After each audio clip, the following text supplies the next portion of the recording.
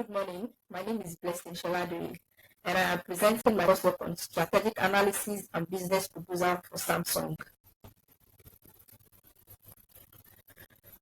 To do this, I used some analysis. I've done some analysis to be able to draw out my business proposal and implementation roadmap for Samsung. I used the macro level analysis, the macro level analysis, the sector analysis for all of this. For the micro level analysis, which is also quantified for us, has identified an intense rivalry, has established a very competitive rate for Samsung among other established partners. The competition rate is very high with Samsung, as it not only competes with Apple, but also with other Chinese brands such as Xiaomi, Huawei, Oppo, and Oppo in smartphones and innovation rates. Then the buyer power is very high because customers can easily switch brands due to similar features that they could enjoy and also low pricing. Then supplier power is moderate because Samsung manufactures key components like chips and displays, which reduce their dependency on external suppliers. Then threat of substitutes is very high because cloud storage reduces need for physical storage and smart speakers replaces some smartphone functions. While the last one is the threat of new entrant, which is very, very low because the research and development cost is very high, brand loyalty is there, and economies of scale act as a barrier for other upcoming brands to be able to compete with Samsung using the micro level analysis. So using level analysis in a nutshell, I am trying to highlight Samsung key strengths and the key challenges which can be focused on.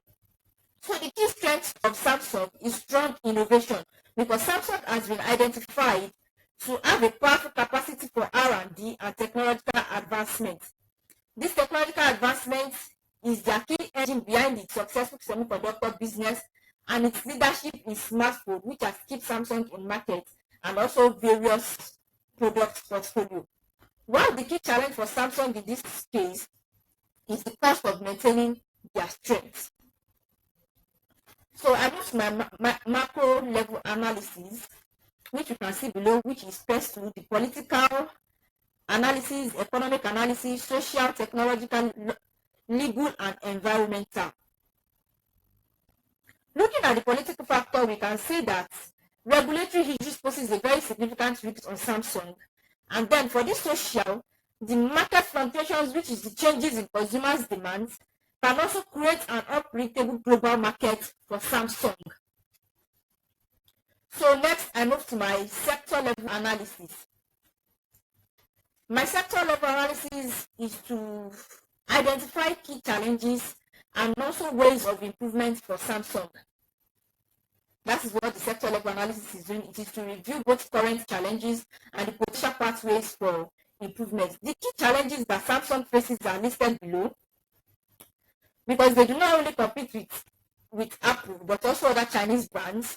So to improve all of this, Samsung should look into making its broad product portfolio work together, more like a seamless work, by expanding small things to connect all Samsung devices together that can integrate user experience and also lock in customers. Then also Samsung should be able to look into diversification, a shift towards AI chips that will spare up over reliance on memory chips. Then the use of youth-oriented approach such as brand influencers would also allow young customers to come in. Then I can also say that expanding into automotive and Internet of Things solutions such as cockpit will also help. So in conclusion, for this sector level analysis, I can say Samsung operates in a highly competitive and volatile sector. Hence, there is need to improve by tackling new markets with affordable products and expanding into high growth sectors like automotive technology. So far so good. I moved to my business proposal, which aims at establishing sustained competitive advantage using innovation, integration of ecosystems, and diversification.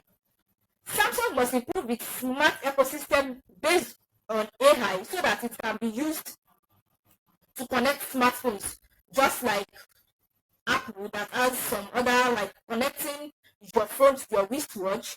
Yes, so appliances and IoT devices easily without use via an enhanced smart things. Secondly, entry of 5G enabled smartphone at an affordable rate into emerging markets such as India and Africa would also help and go a very long way. The Samsung must also focus on semiconductor innovations, which include dedicated AI chips and the likes. Then also they should not forget to also invest highly into the R&D of automotive and cockpit. While lastly, I'm moving to my implementation roadmap. I have four stages of implementation, which is the 2025 to 2028.